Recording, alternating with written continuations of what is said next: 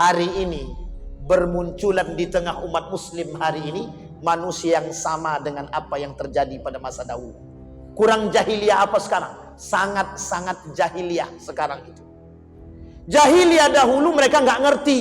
Jahiliyah sekarang saking tingginya ilmu malah semakin bodoh, bukan semakin cerdas. Bukan semakin beriman, tapi justru semakin membodohi orang-orang beriman. Maka butuh satu kokoh iman yang kokoh. Ditunjukkan dalam sejarah Isra wal Mi'raj. Kenapa diperjalankan Nabi di malam hari?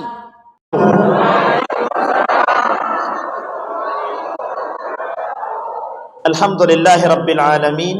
Alhamdulillahilladzi an'ama bi ni'matil iman wal islam bihima tatimmus salihat. Asyhadu an la ilaha illallah wahdahu la syarika lah. Wa asyhadu anna Muhammadan abduhu wa rasuluh la nabiyya ba'd. Allahumma salli wa sallim wa barik ala hadzal nabiyil karim. Allahumma salli ala Muhammad wa ala ali Muhammad fil alamin innaka Hamidum Majid. Ya ayuhan nasu attaqu rabbakum alladhi khalaqakum min nafsin wahidah wa khalaqa minha zawjaha wa batha minhuma rijalan katsiran wa nisaa wattaqullaha alladhi tasaaluna bihi wal arham innallaha kana 'alaikum raqiba. Wa qala Allah ta'ala fa auha ila 'abdihi ma auha ma kadzaba al fuadu ma ra'a afatumarunahu ala ma yara walaqad ra'ahu nazlatan ukhra 'inda sidratil muntaha 'indaha jannatul ma'wa idh yaghsha as-sidrata ma yaghsha ma zaghal basar wa ma tagha laqad ra'a min ayati rabbih al-kubra. Sadaqallah. Puji syukur kehadiran Allah dengan mengucapkan alhamdulillah rabbil alamin. Bersalawat kepada Nabi dengan mengucapkan Allahumma salli ala Muhammad wa ala ali Muhammad fil alamin innaka Hamidum Majid. Baik Bapak Ibu sekalian yang berbahagia, mudah-mudahan di maghrib ini Allah limpahkan rahmat dan karunia-Nya kepada kita semua. Allah berkahi, Allah jadikan rumah tangga yang sakinah mawaddah warahmah, anak-anak yang saleh dan salihah, kita semua yang hadir istiqamah dalam kebaikan dan ketaatan, insyaallah husnul khatimah. Amin ya rabbal. Bagaimana kabarnya Bapak Ibu, sehat semua? Dingin apa sejuk? Oh sama aja ya. Minta maaf lah Pak Ketua, agak-agak menggigil sedikit. Memang dingin, entah karena cuaca atau karena memang AC-nya terlalu banyak, itu tak tahu. Tapi yang jelas kayaknya memang karena cuaca. Menurut saya, kalau menurut Bapak Ibu tak sejuk tak apa-apa. Anggap aja panas lah kalau begitu. Baik Bapak Ibu sekalian yang berbahagia, malam hari ini Isra wal Mi'raj. Ini sampai jam berapa Pak Ketua? Sampai jam 9. Tak sampai lagi, selawat.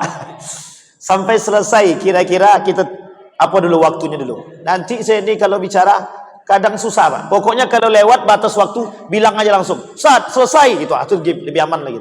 Karena kalau tak disampaikan nanti bahaya. Jam berapa kita sepakat Pak Ketua? 1 jam. La ilaha illallah. Jam 8.30. Lumayan juga rupanya.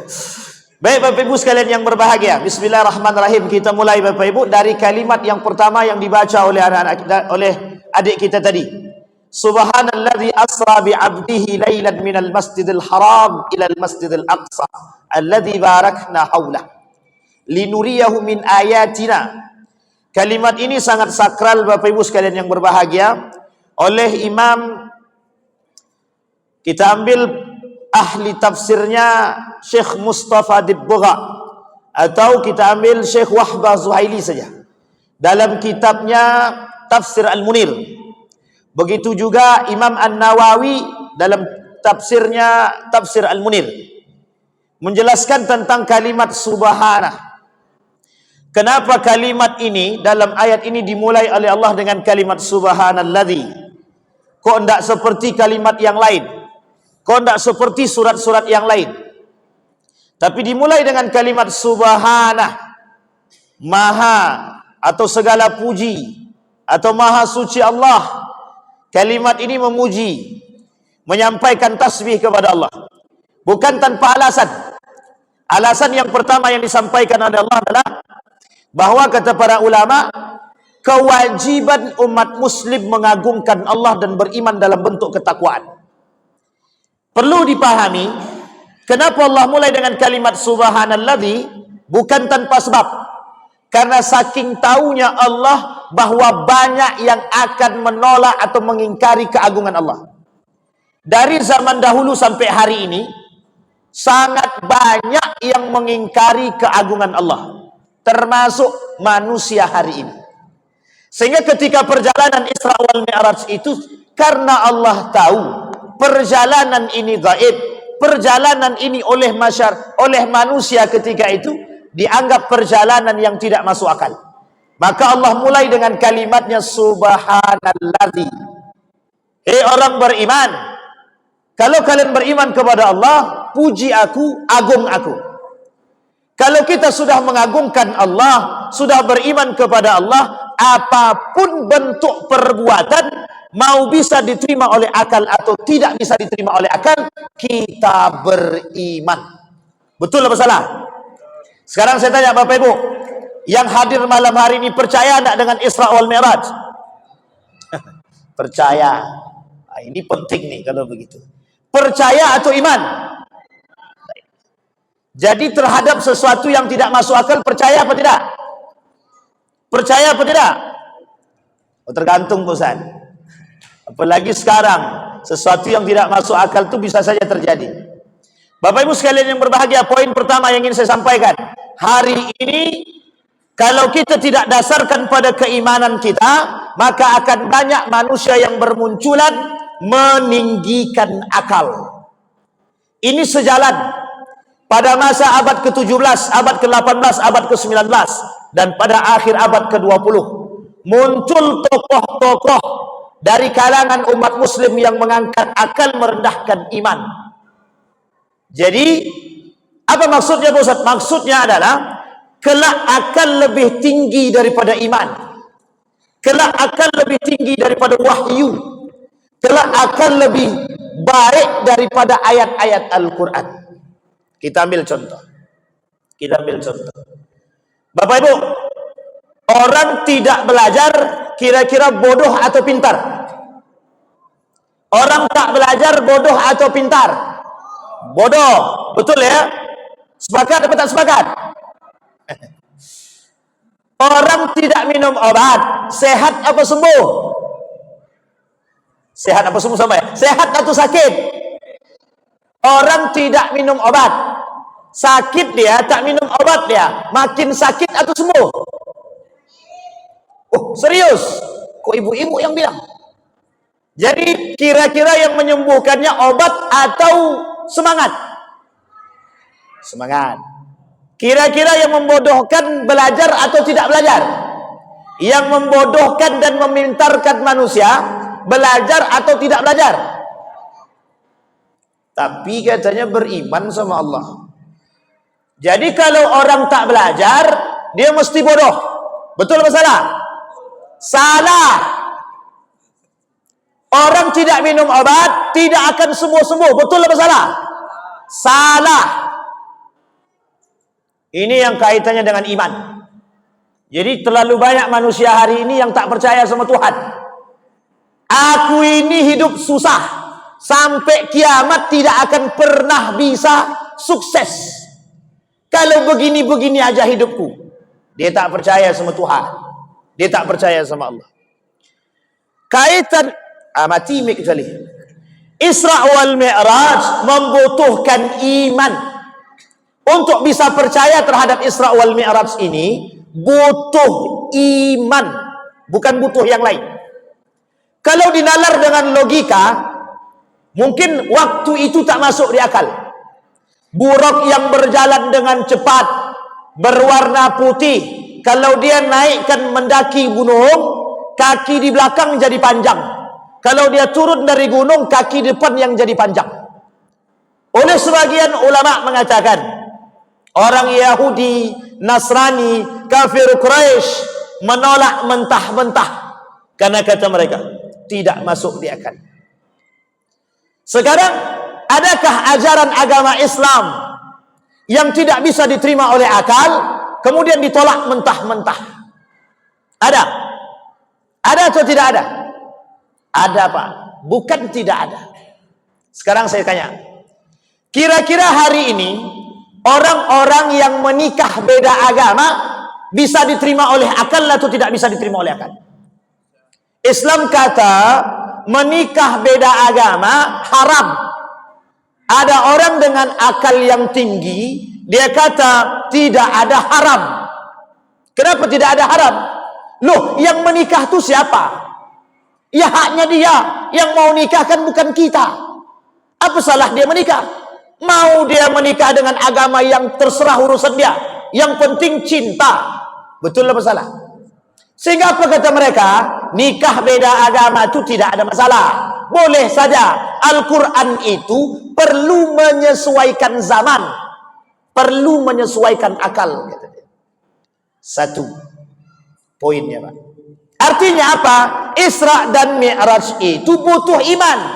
Kalau dia percaya dengan Allah, maka dia akan percaya dengan seluruh ayat-ayat Al-Quran. Kita lihat, Pak. Kata Allah dalam Al-Quran, innal ladzina yakfuruna billahi wa rusulih. Ada orang-orang yang kufur dengan Allah dan Rasulnya. Kalimat selanjutnya, innal wa yuriduna an yufarriqu bainallahi wa rusulih. Mereka ingin bedakan mana Allah dan Rasulnya. Kalimat selanjutnya, wa yaqulun nu'minu bi ba'din wa nakfur bi ba'd, gitu deh. Kami beriman kepada sebagian ayat Al-Quran, tapi kami tak beriman kepada sebagian ayat Al-Quran. Ada kelompok tertentu tidak percaya dengan Isra dan Mi'raj, tapi percaya dengan ayat yang lain. Ketika perintah salat turun, mereka percaya dengan ayat Al-Quran tentang perintah salat, tapi mereka tidak percaya dengan cerita Isra wal Mi'raj. Sekarang Bapak Ibu, boleh dicek di dalam ayat Al-Quran, adakah ayat yang berbicara secara mutlak tentang salat 5 waktu di dalam Al-Quran? Sehingga kata mereka, no, tidak ada ayat yang berbicara tentang asar, tak ada ayat yang berbicara tentang isya, tidak ada ayat yang berbicara tentang subuh. Subuh ada, namanya fajar, itu pun di arti yang berbeda. Kata mereka kelompok tertentu, orang yang kufur kepada Allah, kata mereka tidak ada ayat yang berbicara tentang kewajiban sholat di dalam Al-Quran. Tahu Bapak Ibu namanya? Tahu kan? Siapa nama orangnya? Masih hidup? Masih. Harus tahu, Pak. Itu contoh orang yang kufur dengan Allah. Hidup dia sekarang. Jangankan cerita tentang Isra dan Mi'raj, terhadap perintah kewajiban solat dia berani mengingkari, apalagi Isra wal Mi'raj yang tidak bisa diterima oleh akal menurut mereka. Bapak Ibu sekalian yang berbahagia, Allah mulai dengan kalimat subhanah. Tujuannya puji aku. Puji aku, kata Allah. Kalau kalian telah memuji Allah, berarti kalian beriman kepada Allah. Kalau kita beriman kepada Allah, semua segala sesuatu ketentuannya dikembalikan kepada Allah. Sama, Pak. Anak tidak belajar, jangan cepat-cepat mengambil kesimpulan orang tidak belajar itu bodoh. Karena ada orang belajar mati-matian, mohon maaf, tak pintar-pintar. Ada orang yang tidak belajar, tapi Allah berikan karamah, Allah berikan kelebihan. Ada, bukan tidak ada. Bukan kita tak tahu. Bahkan disebutkan dalam Al-Quran tentang kalimat milladunka. Ada kelebihan, ada. Ada orang yang tidak minum obat sehat. Ada orang yang minum obat berkali-kali. Kita ambil contoh, penyakit jantung. Apa kata dokter? Tidak ada obatnya. Setiap hari minum obat orang penyakit jantung. Betul atau tidak? Setiap hari orang penyakit jantung, kalau sudah masuk ring dalam badannya, dalam tubuh dia, harus minum obat setiap hari. Pertanyaannya adalah, mereka Tuhan atau bukan? Sekarang saya lihat, ada orang sembuh kakinya dari lumpuh hanya karena baca Al-Quran. Allah kata dalam Al-Quran, sifat Al-Quran itu syifa. Artinya apa? Mungkin tidak bagi Allah menyembuhkan orang yang sakit. Iman, Pak. Iman. Kaitannya itu dulu. Makanya kata Allah subhanalladzi, saking banyaknya yang tidak percaya. Abu Al-Hakam. Siapa nama Abu Al-Hakam ini? Siapa orangnya Abu Al-Hakam ini? Abu Jahal. Nama lain daripada Abu Jahal, Abu Al-Hakam. Abu Al-Hakam itu setelah Nabi turun dari Isra wal Mi'raj, kemudian Nabi, mohon maaf, bersama sang paman dan anaknya Ja'far ibn Abi Thalib tidur di depan Ka'bah. Ketika sedang tidur di depan Ka'bah, Nabi tak tidur. Yang duanya tidur. Lewat Abu Al-Hakam. Abu Al-Hakam ini Abu Jahal, di belakang baginda Nabi Muhammad SAW. Kemudian Abu Jahal bertanya, mengapa engkau tak tidur? Nih Bapak Ibu, saya kasih tahu kebiasaan Abu Jahal. Kebiasaan Abu Jahal itu, setelah Nabi dapat wahyu, itu kebiasaannya adalah setiap malam mendengarkan Nabi membaca Al-Quran. Satu lagi kawan akrabnya, konco areknya, itu Abu Sufyan, sebelum masuk Islam. Ketika Nabi baca Quran, Abu Jahal ngintil, diam-diam mendengarkan Nabi mengaji. Kemudian Abu Sufyan diam-diam mendengarkan Nabi mengaji. Alih-alih ketemu kedua-duanya, loh, kok bisa sama-sama bermunculan? Kok sama-sama ketemu? Kemudian Abu Jahal bilang begini, ini cukup kita yang tahu, besok jangan diulangi lagi, ndak usah dengarkan Muhammad ngaji. Hari pertama berjalan, hari kedua datang lagi Pak, diulangi lagi, sampai hari ketiga. Apa kata Abu Al-Hakam? Kok kita sama-sama mengintil Muhammad terus? Kemudian penasaran Abu Sufyan, Pak. Apa kata Abu Sufyan kepada Abu Al-Hakam? Abu Jahal, bagaimana pandanganmu tentang Al-Quran, tentang wahyu yang dibacakan oleh Muhammad? Apa jawaban Abu Jahal? La wallahi la sadiqun azim. Apa kata Abu Jahal ketika Abu Sufyan bertanya kepada Abu Jahal, apa yang dibawa oleh Muhammad ini betul-betul benar adanya? Kemudian Abu Sufyan tanya, loh, kalau begitu kenapa kau tak beriman? Jawaban Abu Jahal itu sederhana, Pak. Kata Abu Jahal, kabilahnya Muhammad dengan kabilah kami bersaing. Jadi kalau dari kabilah Muhammad ada nabi, nabi dari kabilah kami tidak ada nabi. Gengsilah kalau begitu. Sampai di sini paham? Itulah alasan, Pak, kenapa Abu Al-Hakam ini dipanggil Abu Jahal. Abu Jahal itu Bapak Ibu tahu artinya? Saking goblok, Pak. Saking bodohnya, Pak, dipanggil Abu Jahal. Kalau kawan daripada menteri Abu Nawas namanya Abu Jahil. Ini Abu Jahal. Saking bodohnya, Pak. Singkat cerita, berjalan di belakang Nabi, Nabi sedang berada di depan Ka'bah. Dengan polosnya Nabi bercerita kepada Abu Jahal semua tentang perjalanan Isra wal Mi'raj. Uniknya Bapak Ibu sekalian yang berbahagia, ketika Nabi menceritakan kepada Abu Jahal, gengsinya Abu Jahal ini tinggi. Apa kata Abu Jahal? Tertawa, ngece sama Nabi. Apa kata dia? Ndakkan ada yang bisa percaya dengan apa yang kau sampaikan, wahai Muhammad. Itu mustahil. Kata dia begitu, Pak. Mustahil kejadian yang dilakukan. Datang dia kepada Abu Bakar, dipanggil Abu Bakar, ini orang yang selama ini kau puji, gitu dia. Muhammad ceritakan kepada Abu Bakar. Diceritakan semua, Pak, detailnya, Pak.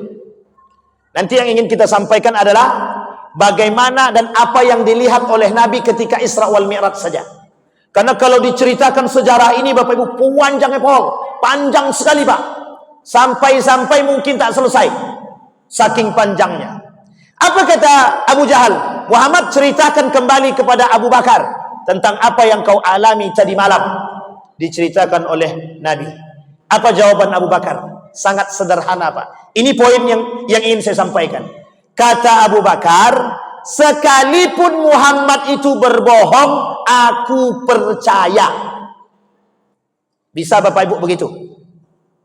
Sekalipun Muhammad itu berbohong, aku percaya. Sekarang saya lihat Bapak Ibu. Kita perhatikan kalimatnya Abu Jahal dan kita sinkronkan dengan kalimat orang sekarang.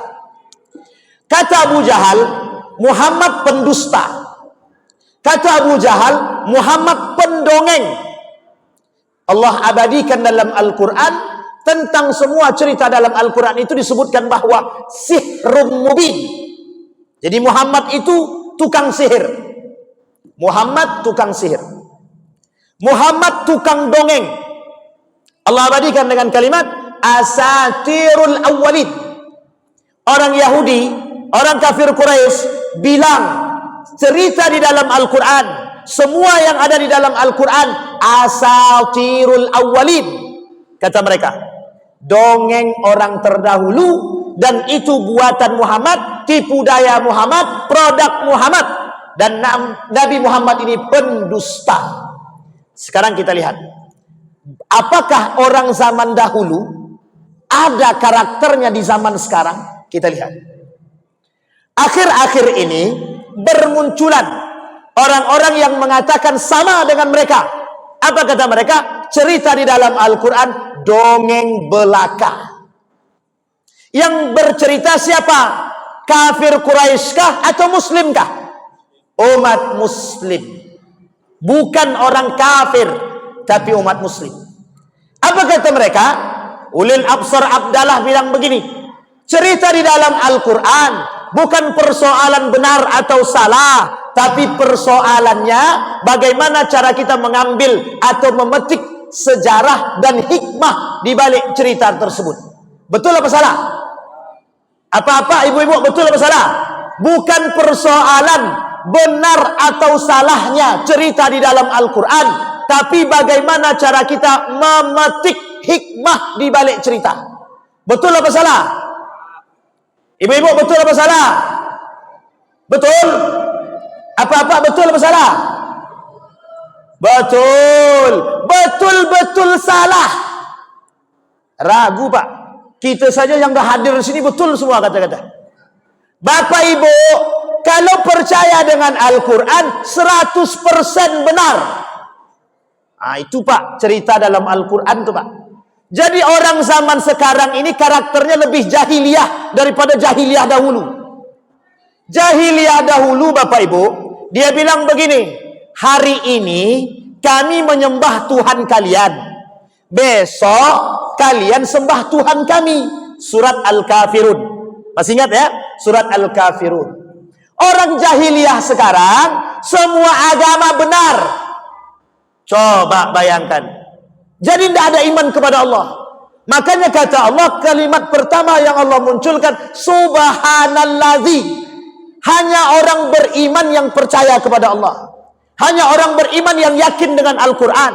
Hanya orang beriman yang percaya dengan cerita baginda Nabi Muhammad sallallahu alaihi wasallam. Bapak Ibu sekalian yang berbahagia, bahwa kelak di akhir zaman itu semua yang melekat pada diri kita digantungkan pada titik satu saja, iman. Karena kelak kata Nabi, banyak orang-orang yang tidak beriman. Kelak di akhir zaman kata Nabi, nilai-nilai Islam itu hilang sedikit demi sedikit dari tubuh umat Muslim itu sendiri.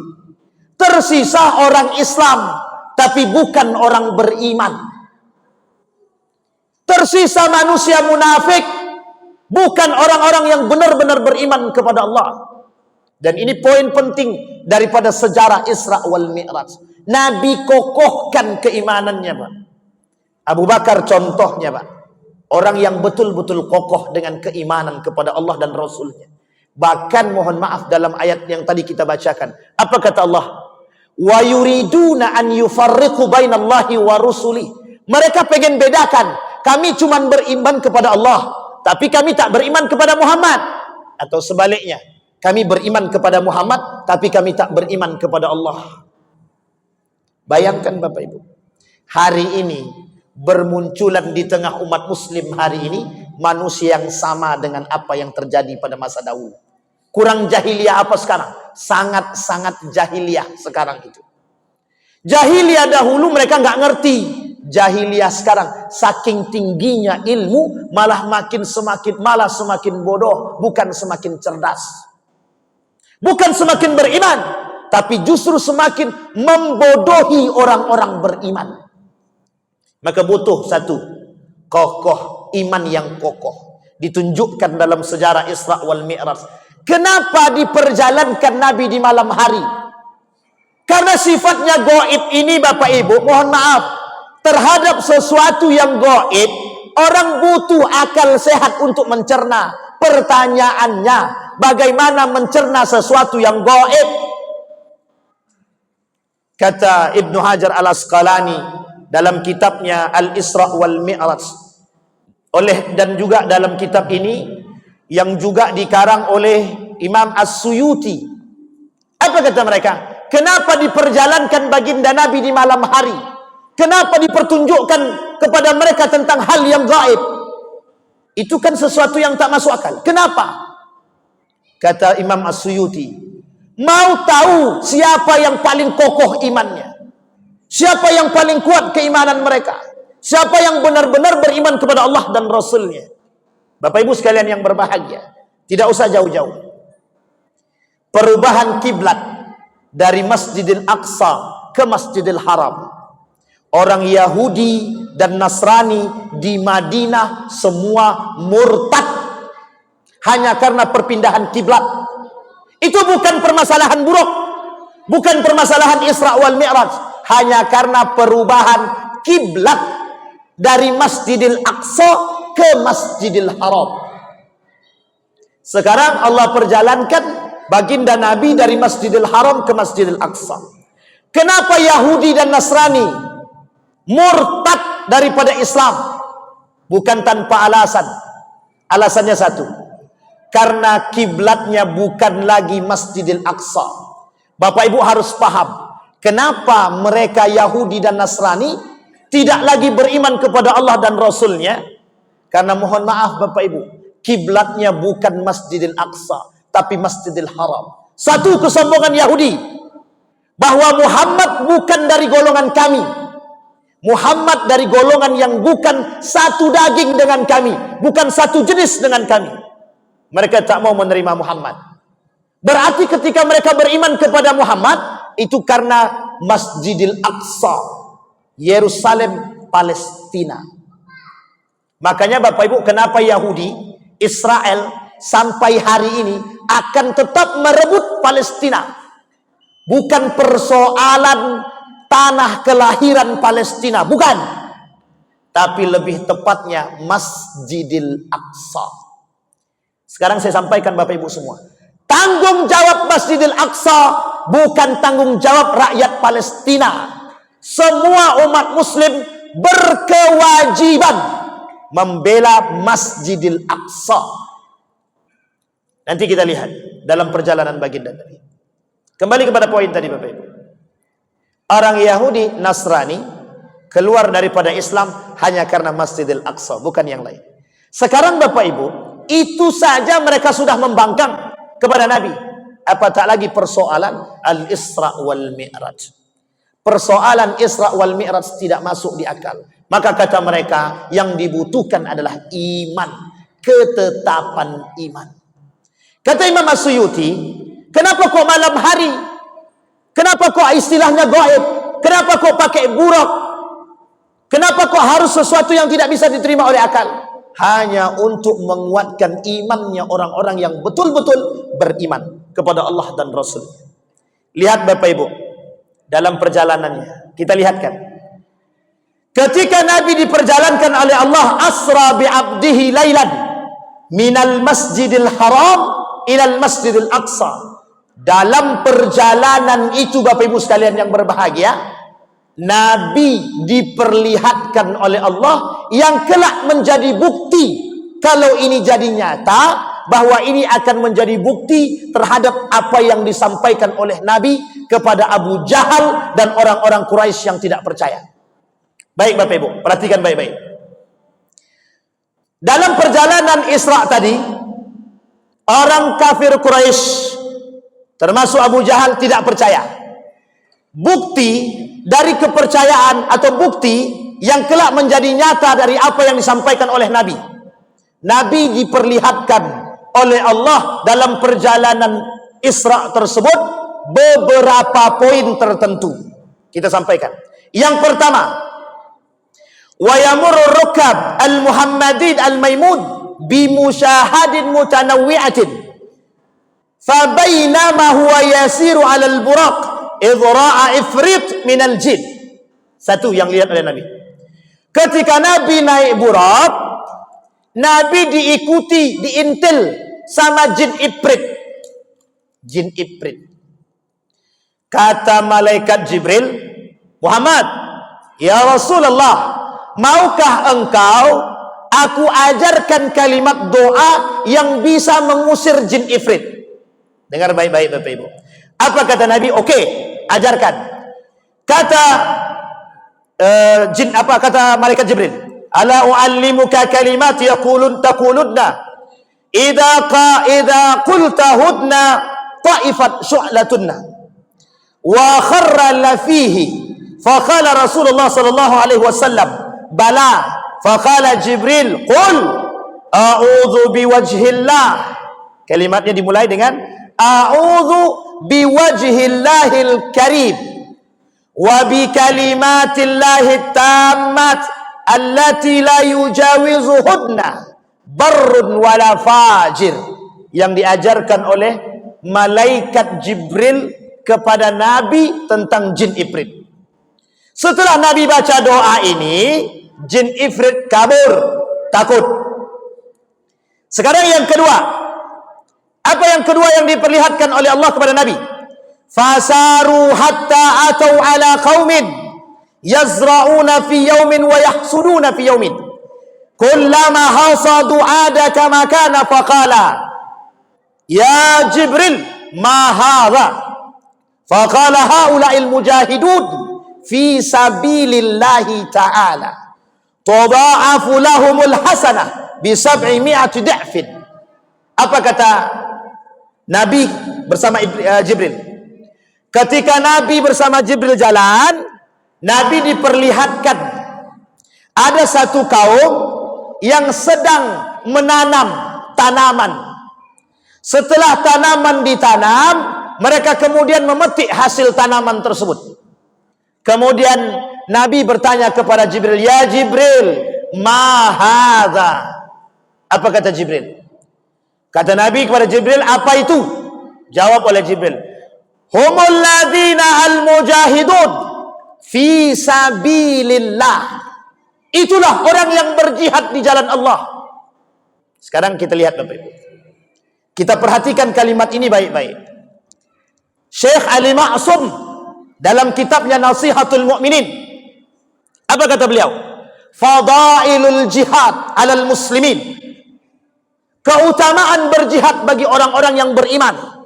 Kata beliau adalah mereka bahagia di akhirat, mereka mendapatkan haknya terbaik di akhirat, mereka masuk surga tanpa hisab.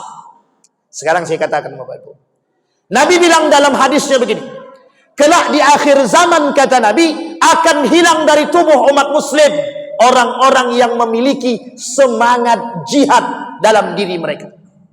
Sekarang kita lihat berapa banyak kemungkaran hari ini yang terjadi di tengah umat muslim. Berapa banyak? Sedikit atau banyak? Kata Nabi kelak di akhir zaman perzinahan merajalela. Kata Nabi kelak di akhir zaman riba merajalela. Kata Nabi kelak di akhir zaman kecurangan, penipuan, semua merajalela. Peminum khamar, pezina merajalela. Kita lihat satu-satu Bapak Ibu. Zina merajalela. Betulkah sekarang zina merajalela? Yang dulunya tertutup sekarang terbuka. Yang dulunya offline sekarang online. Prostitusi online. Siapapun bisa pesan hari ini. Satu. Yang kedua, buka Facebook, buka TikTok, buka Instagram. Apa yang kita lihat? Perempuan tanpa busana. Perempuan menampakkan aurat yang mohon maaf oleh laki-laki, itulah yang paling enak untuk dinikmati. Cuci mata dengan api neraka. Disampaikan oleh Nabi. Kita lihat nanti Bapak Ibu, ada enggak kalimat itu disampaikan, diperlihatkan kepada Nabi? Satu. Yang ketiga, bukan ke satu lagi, yang ketiga. Kata Nabi, riba merajalela. Di tengah umat muslim riba merajalela. Sekarang kita lihat. Riba mana yang tidak ada hari ini? Semua transaksi muamalah harus diiringi dengan riba. Beli mobil pakai riba, beli motor pakai riba, leasing. Leasing itu, mohon maaf, jangan ada yang tersinggung, jangan ada yang tersinggung. Leasing yang pakai bunga bank atau yang pakai bunga itu salah satu jalan menuju neraka. Kenapa begitu? Riba. Orang yang masih main begini akan Allah perangi. Akan Allah perangi. Sekarang pertanyaannya adalah, di mana semangat jihadnya orang beriman? Bapak Ibu, coba cek baik-baik dalam toko-toko yang cukup besar seperti Indomaret, Alfamart, dan swalayan-swalayan yang lain. Yakinkah mereka tidak memperjualbelikan, mohon maaf, bir bintang, kampot, dan minum khamar yang lainnya? Perhatikan baik-baik. Maka bukan tanggung jawab kepala dinas, bukan tanggung jawab Pak Kades, bukan tanggung jawab gubernur, bukan tanggung jawab bupati. Kita semua bertanggung jawab dengan catatan, dengan cara yang ma'ruf. Pak Kades, toko itu menjual minuman khamar. Kalau Pak Kades tak sanggup, kami yang turun tangan. Pak Kades, di samping itu ada toko pijat plus. Kalau Pak Kades tak sanggup mengusir, kami yang ngusir. Harus begitu, harus. Itu jihad. Jihad kita demi kebaikan, jihad kita demi generasi, jihad kita demi orang-orang beriman, jihad kita demi menegakkan nilai-nilai keislaman. Ini tidak, Bapak Ibu. Suami istri berantem tengah jalan, orang berkelahi di tengah jalan, orang berzinah di tengah jalan, kita foto, kita masukkan ke Facebook. Inilah tengok, orang sedang berzinah di tengah jalan. Bukan dilerainya, bukan ditegurnya, bukan diapa-apakan, tapi mohon maaf, justru di foto, ditaruh di Facebook, sehingga orang komen di bawah. Itulah yang diharapkannya itu. Harapannya adalah komen. Sekarang boleh lihat, hampir semua orang di Facebook itu, mohon maaf, berjoget seperti orang yang entahlah. Kadang dipasangnya kamera di dinding tuh, berjoget-joget dia begitu. Biar apa kata dia? Biar banyak followers. Rupanya cari piti. Bapak Ibu, itu sudah disampaikan oleh Nabi dalam hadisnya. Kata Nabi, kalau kau kencingkan Al-Quran, kau akan terkenal. Boleh zam-zam fatu'raf, kencingkan air zam-zam, sumur zam-zam, maka engkau akan terkenal. Sekarang Bapak Ibu, kalau pengen terkenal mudah. Bagi perempuan, buka baju, pakai tank top, pakai celana pendek, berjoget, masyhur, terkenal, pengikutnya banyak. Bagi bapak-bapak, gila sedikit tak apa-apa, yang penting banyak pendukung, hasil PT-nya lumayan. Nah, itu yang dicari orang sekarang. Maka mohon maaf Bapak Ibu, zina itu bukan hanya sekedar berhubungan badan. Zina pakaian, zina mata, zina telinga, zina tangan, zina kaki, semua sekarang penuh dengan perzinahan. Bapak Ibu sekalian yang berbahagia, punya anak laki-laki dan perempuan, pernahkah Bapak Ibu kontrol anakku pernah tidak yang menggonceng perempuan lain? Tolong perhatikan baik-baik. Kalau mereka sudah pernah membonceng perempuan lain, maka tolong diingatkan, nak, kau belum menikah, jangan jadi penghuni neraka. Lu orang tua sekarang biasa aja kok, dengan anaknya, mohon maaf, datang laki-laki ke rumah, Pak, aku mau bawa anak bapak nonton. Kata bapaknya, jangan pulang malam-malam ya nak, Coba. Kalau ada orang tua begitu, berarti orang tua yang sedang tidak sayang dengan anaknya dan menyuruh anaknya masuk neraka. Yakin Bapak Ibu, punya anak perempuan dan laki-laki, siap digandeng oleh orang lain? Siap anak-anak ibu yang perempuan dibonceng laki-laki lain? Belum muhrim, Pak. Apa kejawaban anak itu? Orang mamaku dulu kayak gitu, kata dia. Itu masalah kalau begitu. Sampai di sini bisa dipahami. Kembali yang kedua, kita butuh semangat jihad hari ini, Pak. Terutama mohon maaf, jihad kita melawan Israel hari ini. Kita bantu rakyat Palestina dengan berbagai macam donasi, silahkan. Tapi ada yang kedua jihad kita, Bapak Ibu. Tetap boikot produk Israel. Apapun itu alasannya. Mau badan gatal-gatal, mau tidak bisa pakai sabun yang lain, pakai tanah saja. Orang zaman dulu mandi sabunnya batu. Kami kalau tak pakai Unilever, Pak Ustaz, badan kami gatal-gatal. Itu tak ada semangat jihad dalam diri dia. Bapak Ibu, produk Israel itu bukan 1.000. Produk Israel itu 100.000 lebih. Jadi pendapatan mereka dari pendapatan produk saja itu cukup untuk membasmi dan membumi hanguskan rakyat Palestina. Satu hari mereka butuh 1 triliun lebih untuk kelengkapan senjata membunuh rakyat Palestina. Yang masih makan di KFC, di Starbucks, McDonald, yang masih beli Aqua dan lain sebagainya, Silver Queen, Pizza Hut, semua mereka mendonasikan untuk perjuangan Israel. Saya sampaikan sama Bapak Ibu, ini semangat juang Bapak Ibu. Hari ini musuh kita bukan hanya Yahudi, tapi musuh kita hari ini mereka yang benci dengan Islam. Namanya Islamfobia. Donald Trump termasuk orang yang paling benci dengan Islam. Jadi kalau kita masih mau mendukung mereka, maka mohon maaf Bapak Ibu, dengan lantang kami katakan masih banyak manusia-manusia munafik di tengah umat muslim itu sendiri. Kalau kita percaya kepada Allah dan kita yakin dengan semangat jihad yang dikatakan oleh baginda Nabi, yang diperlihatkan oleh Nabi, kelak kata Nabi di akhir zaman sangat sedikit orang-orang yang berjihad. Mohon maaf Bapak Ibu. Bapak Ibu jalan, ketika jalan nampak saudara kita, azan berkumandang, saudara kita masih di warung kopi. Saya tanya Bapak Ibu ajak enggak mereka sholat?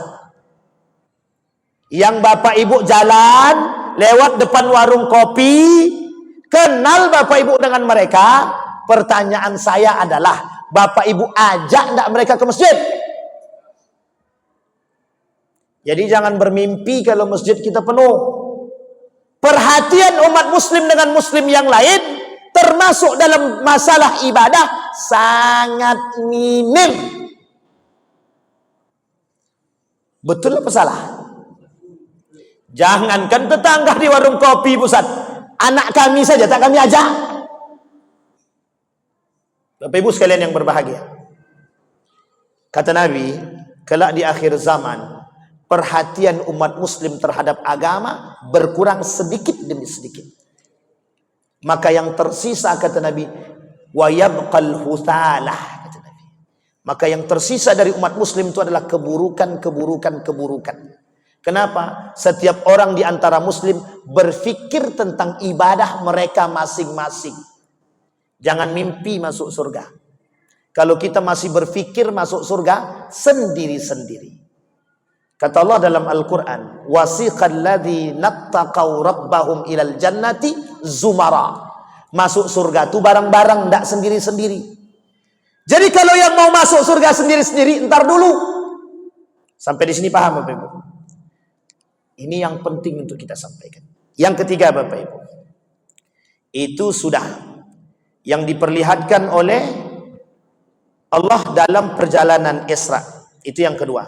Sekarang yang ketiga, Nabi dalam perjalanan mencium bau yang sangat-sangat harum, ar-raihah.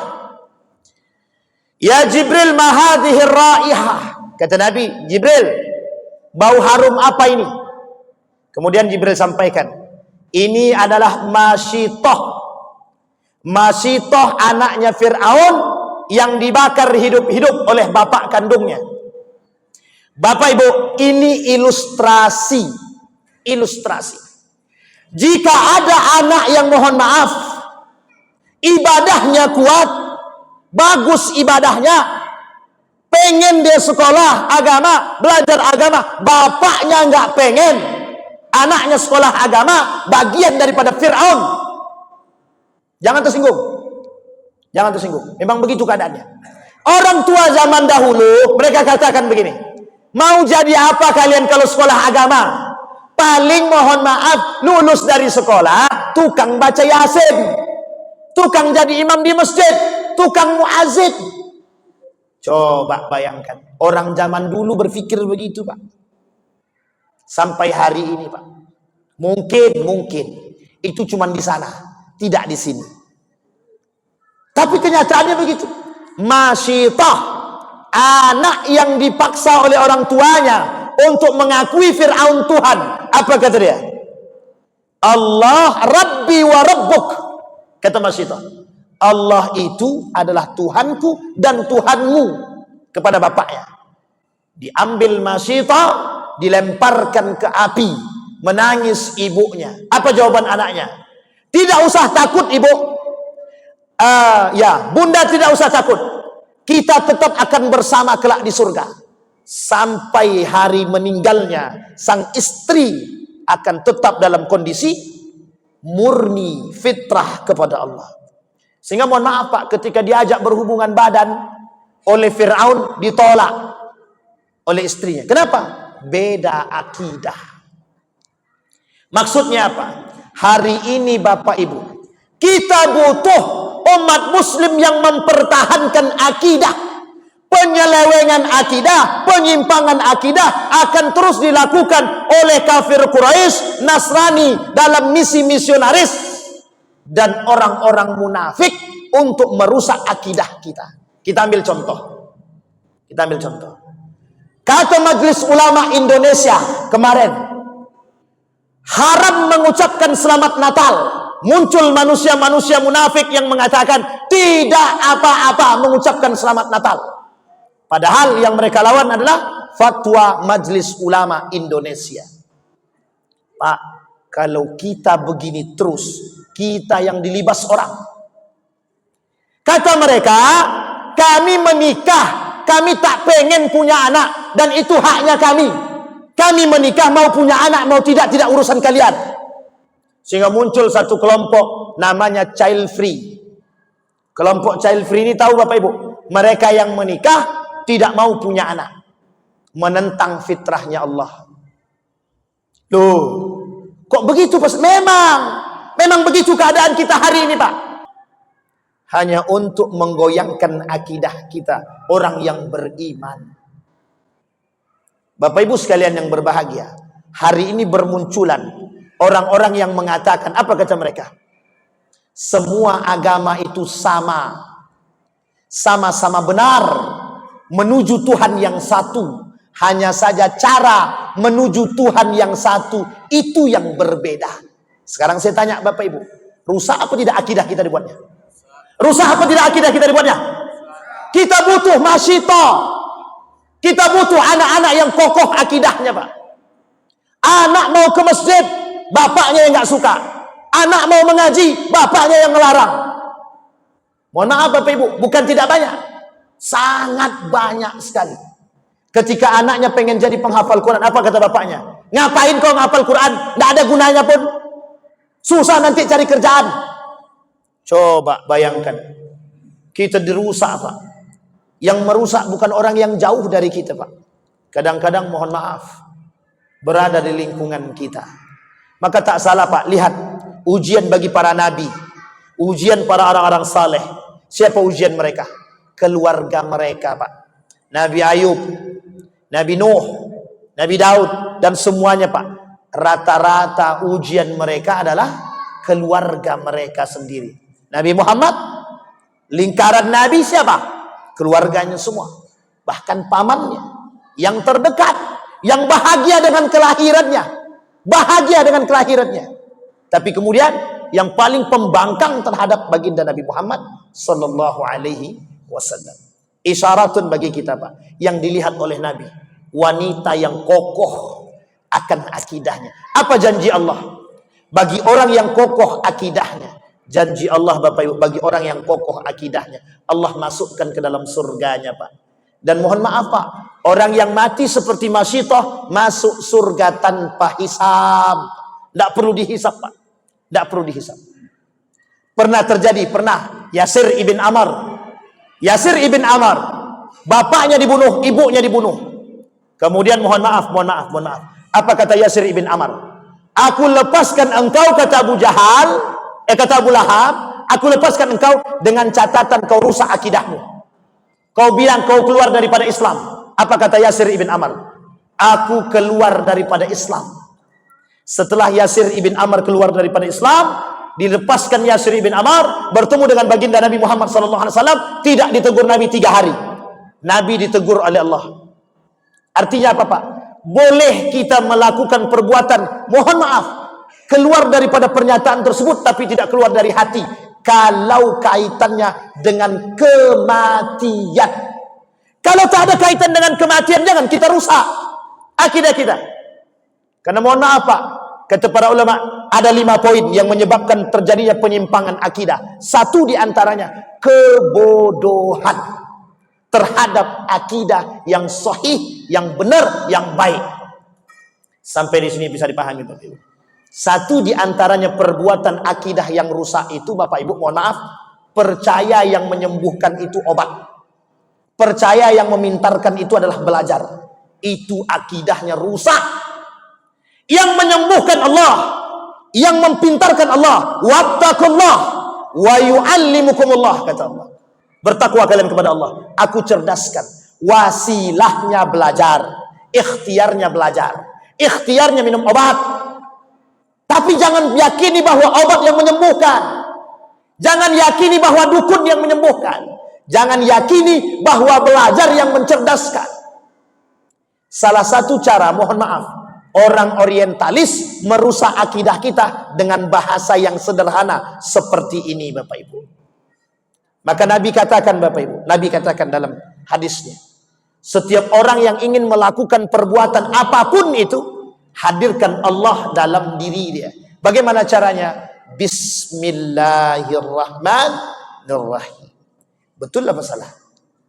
Tadi Bapak Ibu keluar dari rumah pakai bismillah apa tidak? Kami kan mau ke masjid, Pak Ustaz. Otomatis lah tuh. Belum tentu. Belum tentu. Banyak orang yang keluar dari rumahnya menuju masjid, kata Imam Al-Ghazali, di tengah perjalanan justru tidak mendapatkan keutamaan Allah, tapi mohon maaf, Allah masukkan ke dalam neraka. Karena apa? Karena hati mereka tidak terpaut kepada Allah. Hati-hati, Pak, ini persoalan iman.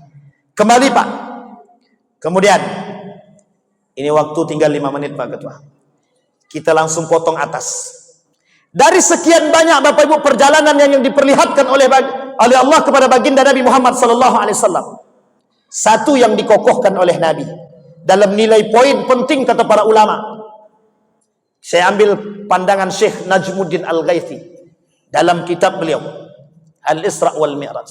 Kata beliau satu saja, mengokohkan generasi dengan persoalan ibadah yang terutama solat. Bapak Ibu, saya sampaikan satu hadis Nabi. Kata Nabi, kelak di akhir zaman yang akan hilang dari simpul agama umat muslim dan agama Islam adalah simpul terakhir yang hilang dari agama Islam adalah simpul salat. Simpul salat. Yang kedua, kata Nabi, kelak, kata Nabi, di akhir zaman akan muncul pemimpin-pemimpin yang suka mengakhirkan salat. Jangan tersinggung. Itu Nabi yang bilang, bukan saya. Kata Nabi, kelak di akhir zaman akan muncul pemimpin-pemimpin yang suka mengakhirkan salat. Yang kedua, kata Nabi, akan hilang dari tangan atau dari umat Islam, dari agama Islam, simpul yang terakhir namanya salat. Paham maksudnya Bapak Ibu kalimat hadis ini? Maksudnya paham Bapak Ibu ya? Maksudnya cuma satu. Kelak salat itu akan hilang dari generasi-generasi kita. Kok bisa begitu Pak Ustaz? Kita ambil contoh. Lebih baik mana? Salat di kafe atau salat di masjid? Di masjid apa di kafe? Sekarang saya sampaikan sama Bapak Ibu. Bapak Ibu kalau mengingatkan anaknya untuk salat bagaimana? Nah, yang penting engkau salat. Dimanapun engkau berada, jangan tinggalkan salat ya nak. Yang penting engkau salat. Betul apa salah? Sekarang saya tanya. Kalau anak Bapak Ibu pergi ke kafe, salatnya di mana? Salatnya di mana Ibu? Di kafe. Kalaupun dia salat di kafe. Kalau tidak, mohon maaf, dia akhirkan salat, nanti dia salat di rumah. Betul apa salah? Baik, yang penting dia salat. Sekarang kita lihat Bapak Ibu, berapa banyak jumlah yang mengisi masjid? Lebih banyak ke kafe atau ke masjid? Yang kita sampaikan kepada anak, nak, yang penting engkau salat, mau di kafe, mau di mall, mau dimanapun engkau berada, yang penting engkau salat. Sehingga mohon maaf, tidak ada yang mengisi masjid. Kita sampaikan kepada anak yang penting salat. Mau terakhir dia salat, mau di awal dia salat, mau di kafe dia salat, yang penting engkau salat. Betul apa salah? Sekarang saya tanya, pernah nggak kita berkata dan berpikir bahwa apa yang kita sampaikan itu dicerna oleh mereka? Ketika maknya suruh salat, nak sudah salat, nak sudah mak, yang penting kan aku sudah salat. Mau aku salat di masjid, mau aku salat di rumah, atau mau aku salat di kafe, di mall dan lain sebagainya, yang penting aku salat. Pertanyaannya, siapa yang ngisi masjid? Yang ngisi masjid siapa? Isyarat Nabi diperjalankan dari Masjidil Haram ke Masjidil Aqsa bukan tanpa sebab. Masjid di akhir zaman lambang keselamatan umat mukmin. Kalau mereka tidak kembali kepada masjid, mereka akan hancur. Sekarang saya lihat Bapak Ibu, sebaik-baiknya masjid, sebaik-baik tempat kata Nabi masjid, seburuk-buruk tempat adalah pasar. Sekarang berapa banyak orang yang datang ke masjid ketimbang orang yang datang ke mall? Ukur sendiri Bapak Ibu. Lebih banyak mana? Ke mall apa ke masjid? Ketika mall dapat diskon 50%, plus 20%, plus 30%, kira-kira pilih masjid apa mall? Jangankan masjid Pak, di rumah sedang buka Shopee. Kata Shopee, jam 7.30 terakhir diskonnya. Berlomba-lomba di depan itu Pak. Azan kumandang, terserahlah engkau. Mau azan-azanlah, yang penting aku tidak terlambat beli Shopee. Coba bayangkan. Sekarang ini Tuhannya sudah banyak, bukan satu lagi. Zaman dulu Tuhannya patung, matahari, binatang, dan lain yang disembah. Sekarang tidak. Manusia, Shopee, apalagi HP, duit, perempuan, jabatan, kekuasaan. Tuhan baru, lebih jahiliyah daripada dahulu. Coba Bapak Ibu bayangkan. Kembali kepada poin kita Bapak Ibu. Salat akan menjadi simpul terakhir yang hilang. Bapak Ibu, sampai Nabi bilang begini Bapak Ibu, di dalam hadisnya, man tarakas salah fahuwal kafir. Yang meninggalkan salat kafir. Sampai Allah bilang dalam Al-Quran, ma salakakum fi saqar. Kenapa kalian masuk dalam neraka sakar? Lam nakum minal musallin. Kami tidak salat. Walam nakum nut'imul miskin. Kami tak memberi makan orang miskin. Itu Allah yang bilang. Sekarang saya lihat tafsirnya Bapak Ibu. Ibnu Katsir bilang, itu yang masuk neraka sakar itu bukan orang yang meninggalkan salat, tapi orang yang melalaikan salat. Kalau dia meninggalkan salat dan tidak salat sama sekali, kafir. Maksudnya apa? Kufur. Nerakanya Jahannam. Innallaha jami'al munafiqina wal kafirina fi jahannama jami'a. Bapak Ibu sekalian yang berbahagia, begitulah pentingnya salat menjadi satu-satunya yang pertama yang akan dihisap di hari kiamat. Sekarang tergantung kepada Bapak Ibu semua, tergantung kepada kita. Pengen atau tidak pengen anak-anak kita, mohon maaf, untuk salat itu tergantung pada kita. Kenapa Nabi isyaratkan? Boleh. Asam urat. Itu. Lah tuh.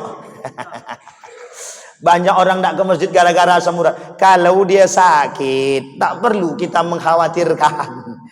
Kalau masih bisa orang buta dengar azan datang ke masjid gitu. Itu kata bahasa Nabi. Sekarang Bapak Ibu sekalian yang berbahagia, dalam ilmu fikih itu diperbolehkan orang yang berudzur. Mohon maaf, hujan saja boleh dikodok. Hujan tuh. Kalau sakit, mohon maaf Ustaz, kami sakit kaki, tidak mungkin kami ke masjid dah. Ya itu terserah. Kalau sakit, tapi kalau sehat, dia tidak mau ke masjid. Berarti apa? Dia sehat, tak mau ke masjid. Mohon maaf Pak, mohon maaf. Itulah kekurangan kita hari ini. Itulah kekurangan kita. Makanya dibutuhkan jihad bersama Pak. Bapak Ibu semua, kita ini berjihad sama-sama untuk mengajak orang ke masjid Pak. Mohon maaf, saya tidak memuji. Tapi satu-satunya kelompok yang hari ini berani mengajak orang ke masjid cuma jamaah tabligh Pak. Ketok pintu dipukul berkali-kali tetap dia ngajak orang Pak. Kenapa? Karena cinta dia Pak sama kita. Mohon maaf Pak, mengaku cinta kepada Allah dan Rasulnya, mengajak orang berani sholat pun tak mau kita. Saya pernah ngajak orang Pak, ditempelengnya muka saya Pak, tak mau saya ngajak lagi, sakit. Tapi bayangkan dengan jamaah tabligh Pak, diinjak sudah, dipukul sudah, apalagi kurang pukulnya. Tapi kenapa dia tetap berani? Paman saya saksinya Pak, tukang pukul, tukang narkoba, keluar masuk penjara. Saya yang mau ruqyah pun tak sanggup. Saya keponakan dia Pak, tak sanggup. Datang jemaah tabligh itu 5 kali Pak. Setiap datang kena pukul jemaah tabligh itu. Yang terakhir kata paman saya ikut ke masjid. Kata paman saya ikut ke masjid. Besok jangan datang ke rumah saya lagi. Setelah sekali itu cuman Pak dia ikut. Datang dia ke masjid, setelah itu mohon maaf Pak, sampai hari ini belum pernah meninggalkan masjid. Cuman sekali, 5 kali. Tapi mohon maaf Pak, tanggunglah resiko. 5 kali kena pukul Pak. Lumayan. Cuma mohon maaf, kita tak seberani mereka dalam berjihad Pak. Itulah yang disebutkan oleh Syekh Ali Maksum tadi. Berkurangnya semangat jihad kita umat muslim ini di akhir zaman Pak. Nah, waktu kita sudah habis. Mudah-mudahan apa yang saya sampaikan ini Bapak Ibu tergerak hati kita untuk mengokohkan anak-anak kita. Kita tak khawatir dengan Bapak Ibu yang sekarang hadir. Yang kita khawatirkan generasi 20 tahun yang akan datang Pak. Mohon maaf. Jangan sampai mereka lupa dengan sholat, terutama sholat di dalam masjid. Yang kita ajak adalah sholat di masjid. Yang benar kita ajak mereka sholat ke masjid. Bukan yang penting mereka sholat. Saya kira itu saja Bapak Ibu sekalian yang berbahagia. Mudah-mudahan dari peringatan Isra wal Mi'raj ini semakin mengokohkan iman kita dan semakin memperkuat ibadah kita, terutama dalam sholat kita. Mudah-mudahan kita termasuk orang-orang yang musallin yang dijanjikan oleh Allah di dalam surganya. Amin ya rabbal alamin. Terakhir Bapak Ibu, orang yang menjaga sholat 5 waktu, kata Nabi dalam hadisnya, masuk surga tanpa hisab. Insyaallah. Fa'tabiru ya ulil absar la'allakum tuflihun. Kita berdoa kepada Allah. A'udzu billahi minasyaitonir rajim. Bismillahirrahmanirrahim. Alhamdulillahirabbil alamin. Hamdasy syakirin hamdan na'imin. Hamdan yuwafi ni'amahu wa yukafi'u mazidah. Ya Rabbana lakal hamdu kama yanbaghi li jalali wajhikal karim wa 'azimi sultanik. Allahumma shalli ala Muhammad wa ala ali Muhammad fil alamin innaka Hamidum Majid. Ya Hayyun ya Qayyum ya Fattah ya Alim ya Aziz ya Ghaffar ya Rabbal Alamin. Allahumma faqihna fid din wa alimna ta'wil. Allahumma ij'al tajammu'ana tajammu'an marhumah waj'al tafarruqana min ba'dihi tafarruqan ma'sumah. Allahumma ansur man nasara ad-din wa akhdhul من خذل المسلمين. اللهم انصر إخواننا المجاهدين في فلسطين وفي غزة وفي كل مكان. اللهم دمر اليهود، اللهم أهلك الكفرة والمبتدعة والمشركين أعداءك أعداء الدين. اللهم اجعل القرآن العظيم ربيع قلوبنا ونور صدورنا وجلاء أحزاننا وذهاب همومنا وغمومنا. ربنا هب لنا من الصالحين. ربي اجعلني مقيم صلاة ومن ذرية ربنا وتقبل دعاء. اللهم اختمنا بحسن الخاتمة ولا تختمنا إلا بحسن الخاتمة. ربنا آتنا في الدنيا حسنة وفي الآخرة حسنة وقنا عذاب النار. والحمد لله رب العالمين. السلام عليكم ورحمة الله وبركاته.